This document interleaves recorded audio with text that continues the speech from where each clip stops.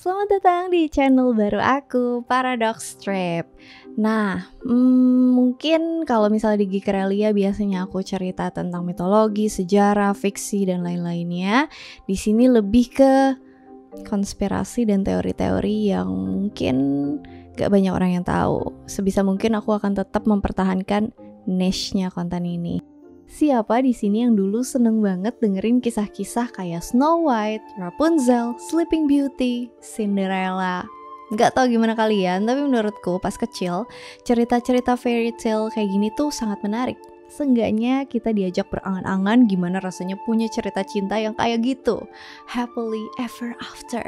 Dan gak cuma itu, kita juga bisa ngambil moral of the story-nya dan beberapa pelajaran hidup. Misal dalam kisah Cinderella, walaupun dia ngalamin berbagai cobaan di awal-awal cerita, tapi endingnya dia nikah sama seorang pangeran dan hidup bahagia selamanya. Enak banget ya hidupnya. Tapi tunggu dulu, apa kalian tahu kalau sebenarnya cerita yang dulu kalian nonton atau udah denger itu tuh udah diubah plotnya? Tentu aja karena supaya bisa tayang di TV dan dinikmati sama anak-anak di seluruh dunia. Sedangkan cerita aslinya kayaknya lebih cocok buat dijadiin konten horor. Kali ini kita akan menghancurkan kenangan masa kecil kalian dengan membahas versi cerita aslinya. Hahaha.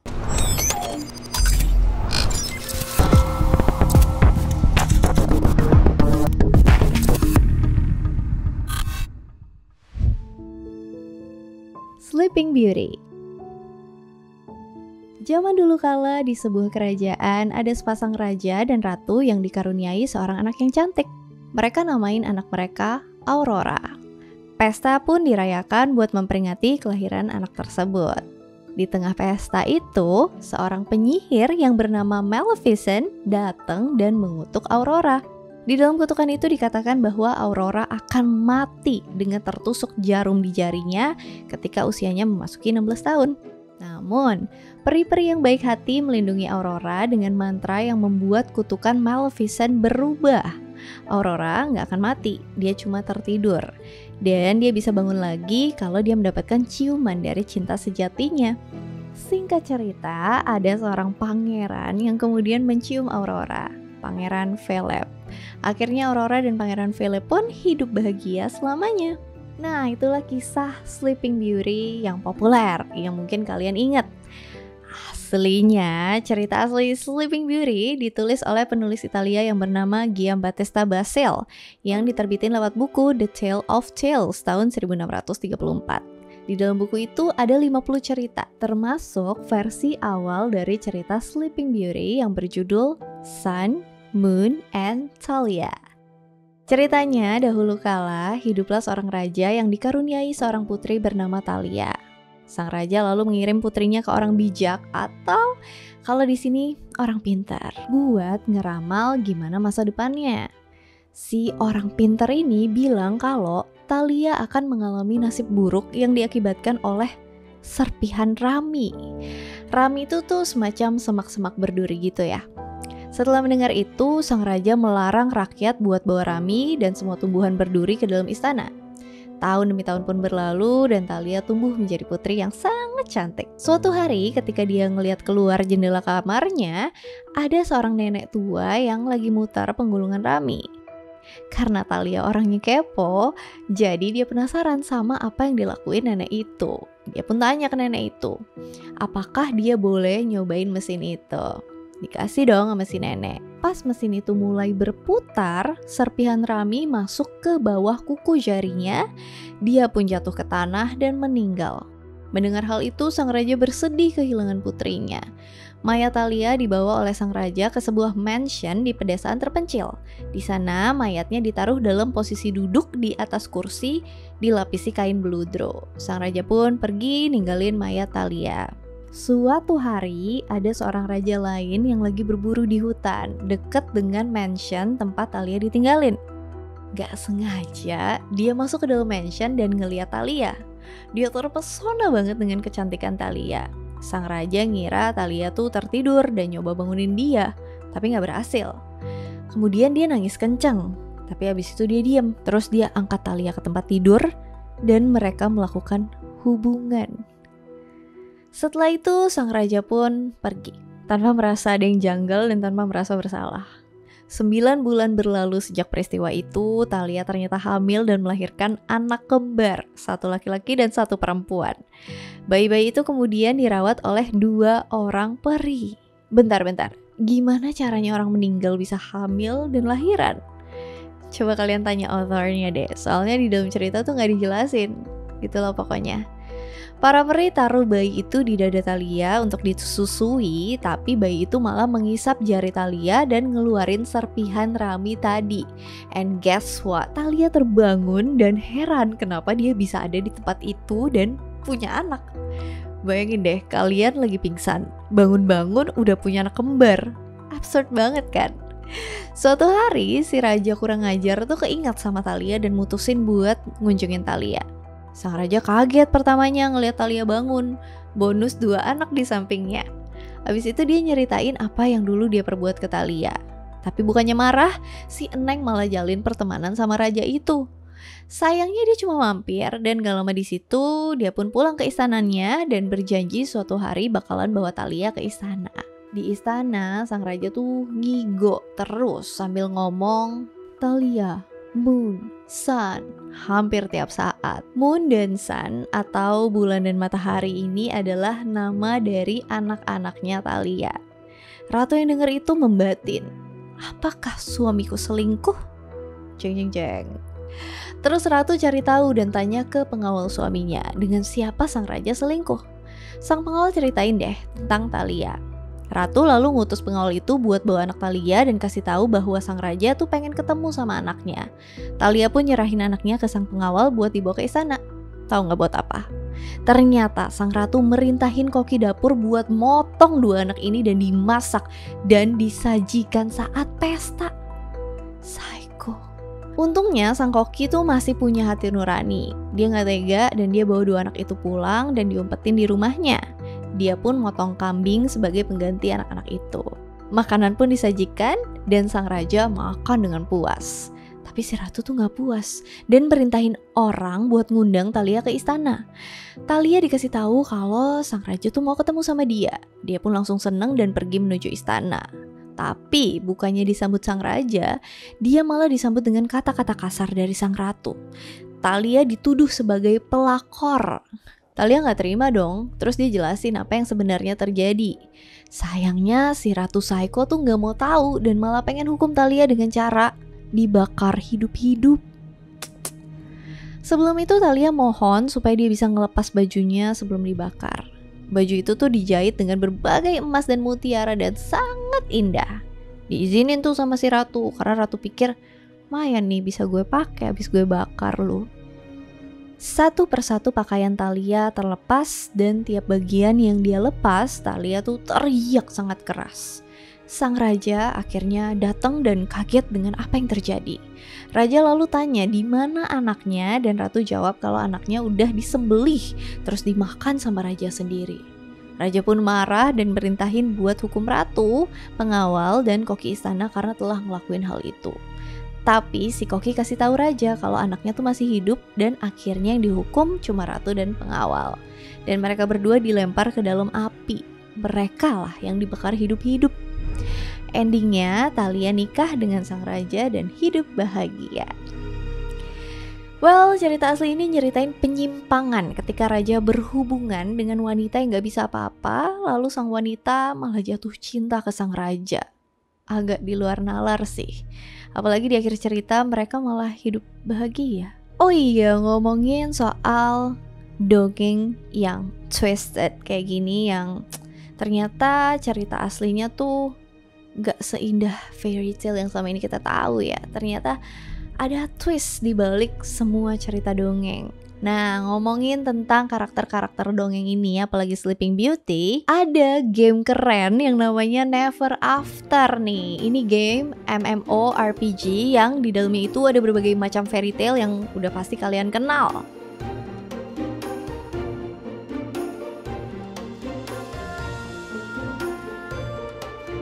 Misalnya, selain karakter Sleeping Beauty tadi, ada juga Snow White, Red Riding Hood, Beauty and the Beast, Pokoknya di game ini tuh kalian bisa ketemu karakter dari dongeng-dongeng yang terkenal. Terkenal dengan alur cerita yang berbeda dengan yang kita dengar selama ini.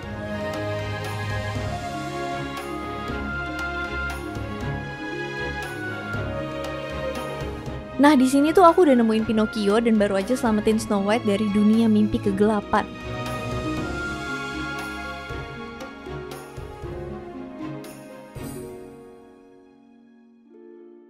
Seru banget kan? Kalian bisa langsung buka App Store atau Play Store dan cari Never After. Langsung keluar dan pre-register sekarang. Kita lanjut lagi ke cerita-cerita berikutnya. Selanjutnya ada Rapunzel. Di cerita yang versi populer, dikisahkan seorang raja dan ratu punya anak yang bernama Rapunzel. Rambut Rapunzel ini punya kekuatan sebagai penyembuh. Kekuatan ini akhirnya terdengar sama seorang wanita tua bernama Mother Gothel. Mother Gothel terus nyuri Rapunzel dan ngurung dia di sebuah menara yang gak dilengkapi tangga dan cuma ada sebuah jendela. Suatu hari ada seorang pencuri pria yang udah mencuri sesuatu di istana kerajaan. Dia pun dikejar-kejar sama pengawal kerajaan dan dia bersembunyi di menara tempat Rapunzel ditahan. Ketika pria ini sampai di atas, dia dipukul sama Rapunzel sampai pingsan. Rapunzel juga nemuin mahkota yang dicuri. Dia janji akan ngembaliin mahkota itu asal sang pria nganterin dia ngeliat kembang api di pusat kota. Sang pria setuju dan mereka berdua ke kota. Setelah Rapunzel ke kota, dia ngeliat lukisan yang mirip sama dirinya. Di situ tertulis, lukisan itu adalah raja dan ratu serta putrinya yang udah lama hilang. Singkat cerita, Rapunzel jatuh cinta sama pria yang bernama Flynn itu. Flynn pun mencoba membebaskan Rapunzel dari Mother Gothel. Tapi tiba-tiba Flynn motong rambut Rapunzel. Tapi nggak sampai botak ya, nanti dia bikin podcast lagi. Dan tiba-tiba Mother Gothel berubah jadi debu. Jadi yang bikin dia hidup selama ini tuh kekuatannya rambut Rapunzel yang bikin dia awet muda. Setelah rambut Rapunzel gak punya kekuatan lagi, Mother Gothel pun mati. Rapunzel nangis ngeliat Flynn yang sekarat dan gak bisa berbuat apa-apa. Air mata Rapunzel jatuh ke Flynn dan tak disangka air mata itu bisa nyembuhin Flynn. Setelah itu mereka berdua menuju ke istana dan ketemu sama raja dan ratu yang tentu aja bahagia karena anaknya udah kembali. Itulah kisah yang populer dan dijadiin film animasi. Nah, di dalam versi Jacob and Wilhelm Grimm agak beda nih. Di Rapunzel versi mereka, pas Rapunzel dikurung di sebuah menara, dia tuh sering nyanyi buat ngilangin rasa bosannya. Suaranya tuh sangat indah dan merdu sampai pada suatu hari ada seorang pangeran yang gak sengaja dengar nyanyian itu. Sang pangeran samperin menara tempat Rapunzel ditahan. Tapi dia gak tahu gimana caranya untuk naik ke situ. Sang pangeran terus ngeliat wanita tua datang dan teriak kayak gini. Rapunzel, Rapunzel, turunkanlah rambutmu untukku. Lalu rambut panjang pun menjuntai ke bawah dan si wanita tua itu pun naik. Sang pangeran akhirnya tahu caranya untuk naik ke menara itu dan besoknya dia balik lagi ke sana buat nyoba. Rapunzel, Rapunzel, turunkanlah rambutmu untukku. Kemudian ada rambut terjuntai ke bawah dan pangeran pun naik melalui rambut itu. Rapunzel kaget karena yang naik adalah seorang pria yang gak dia kenal. Gimana sih si Neng? Kan suaranya ngebas. Masa gak nyadar? Tapi sang pangeran jelasin maksud kedatangannya dan juga dia jatuh cinta dengan nyanyian Rapunzel. Si pangeran ngajak dia ke istana dan tanya apakah Rapunzel mau menjadi istrinya. Rapunzel membatin. Daripada aku ngabisin sisa hidupku sama Frau Gothel, mending aku jadi princess. FYI, Frau itu bahasa Jerman yang artinya nyonya ya. Soalnya cerita ini berasal dari Jerman. Akhirnya Rapunzel setuju dan nyuruh pangeran buat datang dan bawa benang yang bisa dirajut jadi tangga. Hal ini diketahui sama Frau Gothel. Dia pun marah, terus motong rambut Rapunzel, lalu bawa Rapunzel ke hutan liar dan dia dibiarin menderita di sana. Keesokan harinya, sang pangeran datang bawa benang. Rapunzel, Rapunzel, turunkanlah rambutmu untukku.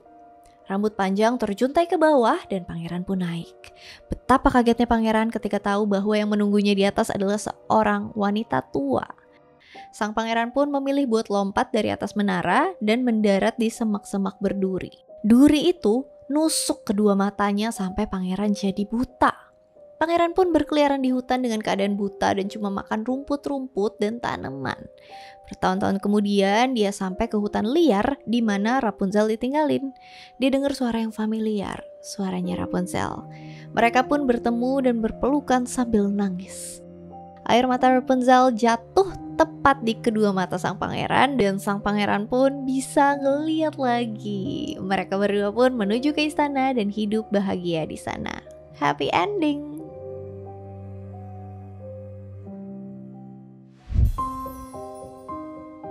Snow White. Cerita selanjutnya kisah seorang putri yang bernama Snow White. Snow White ini punya seorang ibu tiri yang sangat iri akan kecantikan Snow White. Saking irinya, ibu tirinya perintahin seorang pemburu buat bunuh Snow White. Tapi sang pemburu malah kasih tahu Snow White tentang rencana ibu tirinya. Lalu si pemburu nyuruh Snow White buat kabur dan menjauh dari ibu tirinya. Snow White pun kabur ke dalam hutan dan nemuin sebuah pondok atau gubuk. Gubuk itu kotor banget sampai Snow White bersihin gubuk itu sambil dibantu sama para hewan. Dalam versi yang populer ini Snow White bisa ngomong nih sama binatang. Mungkin kalau bukan jadi putri dia bisa jadi animal whisperer. Di dalam gubuk itu Snow White nemuin 7 tempat tidur kecil. Lalu tertidur di atasnya karena capek habis bersih-bersih. 7 kurcaci balik pulang ke gubuk mereka dan kaget karena ngelihat Snow White. Snow White pun cerita. Dan karena kasihan, ke-7 kurcaci itu biarin Snow White tinggal bersama mereka. Sang ibu tiri Snow White yang ini kan ratu. Dia marah pas tahu kalau Snow White masih hidup. Kali ini sang ratu sendiri yang akan memastikan kalau Snow White mati. Sang ratu minum minuman yang ngubah dia jadi nenek tua dan pergi ke gubuk buat nawarin Snow White sebuah apel merah. Pas Snow White makan apel itu, dia pun terjatuh dan tidur pulas. Apel itu berisi racun. Ke-7 kurcaci itu kemudian ngejar nenek tua itu sampai ke jurang di mana nenek tua itu alias sang ibu tiri jatuh ke dalam jurang dan gak terlihat lagi. Snow White cuma bisa tertidur dan dijaga sama ke-7 kurcaci. Gak lama kemudian seorang pangeran datang dan nemuin Snow White. Pangeran itu lalu mencium Snow White dan Snow White pun terbangun. Ciuman pertama dari sang pangeran akhirnya mematahkan mantra racun dari apel itu. Mereka pun ke istana dan hidup bahagia. Itu yang versi populernya. Sekarang kita bahas Little Snow White versi Jacob and Wilhelm Grimm. Cerita ini termasuk ke dalam koleksi Grimm's Fairy Tales yang diterbitkan pada tahun 1812. Jadi, di versi Grimm bersaudara, sang ibu tiri melakukan 3 percobaan pembunuhan ke Snow White. Yang pertama, ibu tiri menyamar sebagai penjual korset dan datang menemui Snow White. Sang ibu tiri nawarin korset ke Snow White lalu ngikat dia sangat keras sampai Snow White kehabisan napas. Untung aja 7 kurcaci datang tepat waktu dan nyelamatin Snow White. Percobaan kedua, sang ibu tiri nyamar dan kasih sebuah sisir beracun. Pas Snow White pakai sisir itu, dia tiba-tiba pingsan. Tapi untung aja masih bisa diselamatin sama ke-7 kurcaci. Di percobaan ketiga, sang ibu tiri nyamar menjadi nenek tua dan kasih apel beracun ke Snow White. Snow White yang baal banget kayaknya gak belajar dari pengalaman, kena mulu makan apel itu dan akhirnya mati. Yes, di dalam cerita versi ini Snow White mati. Lagian udah 3 kali percaya mulu ya. Ke-7 kurcaci pun udah bohwat. Walaupun Snow White mati, tapi tubuhnya tidak membusuk. Snow White pun diletakkan di dalam peti kaca dan dibawa keluar gubuk di atas pegunungan. Lalu para kurcaci gantian jagain Snow White. Pada suatu hari datang seorang pangeran yang terpesona ngelihat mayat Snow White. Mungkin pangeran ini nekrofilia? Lalu dia minta ke-7 kurcaci itu supaya mau kasih Snow White ke dia. Awalnya para kurcaci itu gak mau, tapi lama-lama setuju. Pangeran itu janji buat jaga mayat Snow White.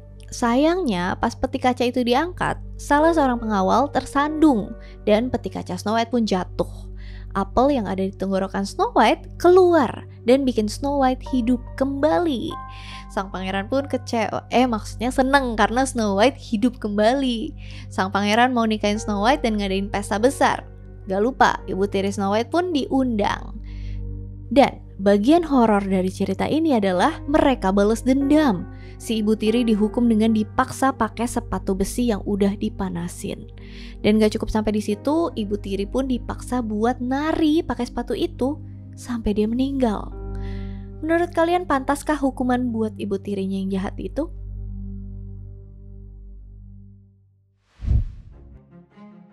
Cinderella. Pasti udah banyak yang tahu kisah Cinderella. Buat yang belum tahu, aku ceritain dikit ya. Pada suatu masa ada seorang gadis cantik yang bernama Cinderella. Dia hidup bersama ibu tiri dan dua saudari tirinya yang namanya Anastasia dan Drusilla. Mereka tuh sangat kejam ke Cinderella dan mereka selalu nyuruh dia bersihin rumah, masak, dan lain-lainnya. Ibu tirinya, Madame Tremaine, juga sangat kejam dan iri dengan kecantikan Cinderella. Pada suatu hari ada undangan spesial buat menghadiri pesta besar di istana. Ternyata sang pangeran lagi cari pendamping, makanya semua anak gadis di kota itu diundang buat datang. Cinderella pengen datang, tapi ibu tirinya malah nyuruh Cinderella buat ngerjain tugas rumah. Dia nggak boleh pergi. Pas Cinderella lagi beres-beres rumah, para hewan yang terdiri dari burung-burung dan tikus-tikus bikinin gaun buat Cinderella yang berasal dari gaun ibunya yang udah meninggal. Cinderella senang banget lihat gaun cantik itu, tapi saudari tirinya yang iri ngancurin gaun itu. Batal pergi deh. Tiba-tiba ibu peri datang buat bantu Cinderella ngerjain tugas rumahnya dan juga menyihir gaun yang berkali-kali lipat lebih cantik buat Cinderella.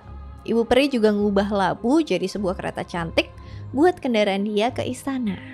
Tapi ada satu syarat, Cinderella harus pulang sebelum jam 12 malam karena sihirnya cuma bertahan sampai jam 12. Cinderella pun tiba di istana dan semua mata memandang dia, termasuk sang pangeran yang auto jatuh cinta. Mereka asik berdansa, tapi sayangnya lupa kenalan. Sebelum jam 12, Cinderella buru-buru pulang dan gak sengaja dia ninggalin sepatu kacanya sebelah. Sang pangeran yang frustasi pun nyari Cinderella ke seluruh kota dengan cara nyocokin setiap kaki wanita di kota itu pakai sepatu kaca Cinderella yang ketinggalan. Karena size-nya big banget, imut banget, gak ada yang bisa pas ukurannya. Akhirnya setelah nyari kemana-mana, ada juga yang pas kakinya dan Cinderella pun ketemu. Mereka berdua nikah seperti biasa dan hidup bahagia selamanya. Nah, di dalam cerita versi Jacob and Wilhelm Grimm agak beda dari yang tadi. Kalau di versi Grimm, Cinderella tuh nggak punya ibu peri buat bantuin dia. Ketika Cinderella lagi bersedih, dia pergi ke makam ibunya. Di sana dia nangis dan berdoa di bawah pohon hazelnut. Di pohon itu biasanya ada burung putih yang hinggap. Burung itulah yang biasa ngabulin permintaan Cinderella pas dia lagi memohon sesuatu. Suatu hari ada undangan buat pesta 3 hari. 3 hari loh pestanya di istana kerajaan. Kalau di versi cerita yang populer kan cuma sehari ya. Dan seperti biasa, ibu tiri tuh nggak membiarkan Cinderella buat ikut kecuali nyelesain tugas yang dikasih. Cinderella pun minta bantuan ke hewan-hewan buat nyelesain tugasnya. Setelah itu Cinderella pergi ke pohon hazelnut dekat makam ibunya sambil nangis dan berdoa di sana. Tiba-tiba burung putih muncul dan kasih Cinderella sebuah gaun yang cantik dan sepatu yang keren. Dia pun pergi ke pesta itu. Pas sampai, ibu tiri dan saudari tirinya tuh gak ngenalin Cinderella karena dia sangat cantik. Sang pangeran langsung jatuh hati dan dansa sama dia. Ini sama sih, sama versi yang populer. Tapi selama 3 hari festival, Cinderella selalu dibantu burung putih yang ada di pohon hazelnut itu, dan dia juga selalu dapat gaun dan sepatu yang cantik. Di hari yang ketiga, abis dansa sama pangeran, Cinderella buru-buru pulang dan sepatu emasnya terlepas. Kalau di cerita yang populer sepatu kaca, di sini sepatu emas. Sang pangeran pun nyari wanita yang cocok dengan sepatu emas itu buat dijadikan istri. Tibalah saatnya kedua saudari Cinderella nyoba sepatu itu. Saudari yang lebih tua kakinya gak muat. Sang ibu lalu kasih dia pisau dan suruh dia buat motong salah satu jari kakinya supaya muat di sepatu itu. Ngeri banget. Dan diturutin, jarinya benar-benar dipotong dan kakinya akhirnya muat. Tapi banyak darah yang bercucuran keluar dari sepatu itu. Sang pangeran yang ngeri langsung thank you next dan nyuruh saudari kedua buat nyoba. Lagi-lagi gak muat karena tumitnya kegedean dan sang ibu nyuruh dia buat motong sebagian tumitnya supaya muat. Dilakuin juga. Darah pun keluar dari sepatu itu dan membasahi kaos kakinya. Sang pangeran yang gak habis pikir nanya, apakah masih ada saudari lain di rumah itu? Dan akhirnya Cinderella pun dipanggil. Sepatu itu cocok sama Cinderella. Mereka berdua pun nikah. Di hari pernikahan Cinderella, dua saudari tirinya juga ikut. Ketika memasuki gereja, burung merpati mematuk salah satu mata kedua saudari itu. Salah satu mata mereka pun berdarah. Pas keluar dari gereja, merpati itu matuk lagi mata yang tersisa. Kedua mata saudari itu berdarah dan mereka buta selama sisa hidupnya. Sangat child friendly dan cocok buat ditonton bareng keluarga.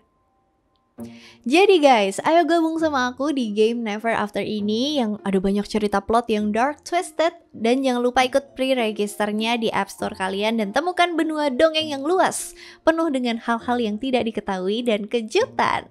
Ikuti peta buat menjelajahi dunia fantasi baru.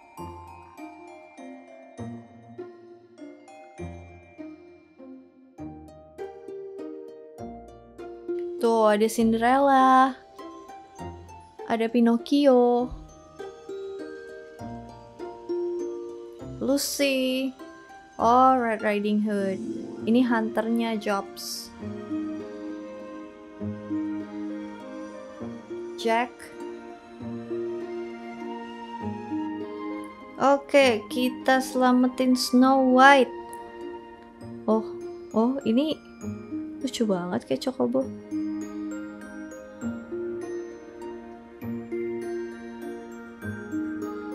Kalau di sini huntsman-nya tuh nyoba ngebunuh si Snow White ya. Oh my god. Oh shit.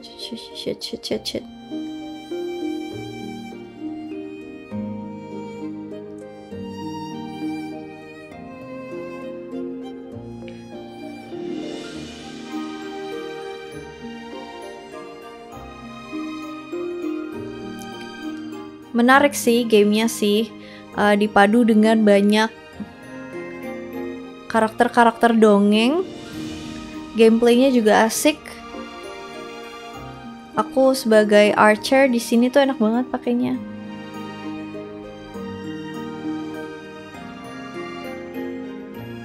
Snow White di sini namanya Margaret ya. Oh bisa, jadi si Snow White di sini falling in love sama Black Swan.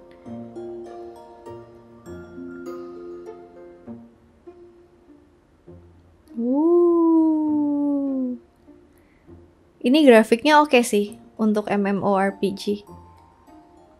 Terus juga nggak taking much space.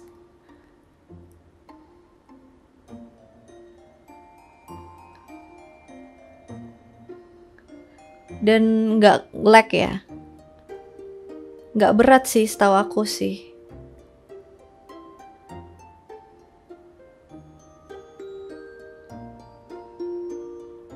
Oh, ada goblin di sini.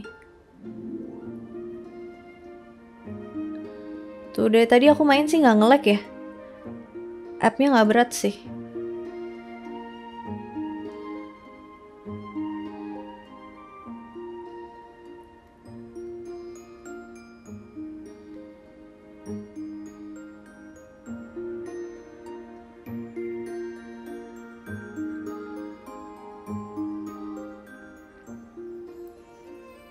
Ini enak banget sih buat kayak lawan crowd gini. Mantap banget.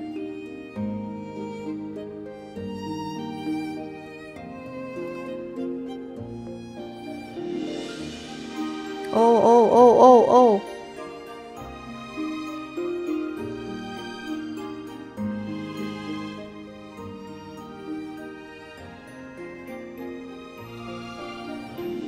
Awas.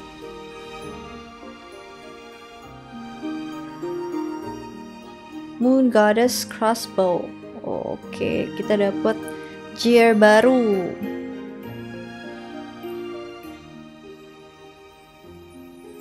Fun sih, asik sih mainnya. Aku juga paling suka main game tuh MMORPG. RPG gitu sih aku paling suka. Dapat. Yeay. Lucu banget, gemes.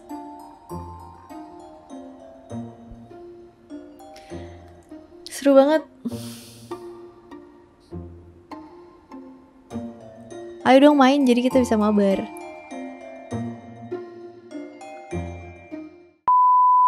Siapa di sini yang dulu seneng banget dengerin Dia berjanji akan ngembaliin mahkota itu asal sang pria mengantarnya kembali.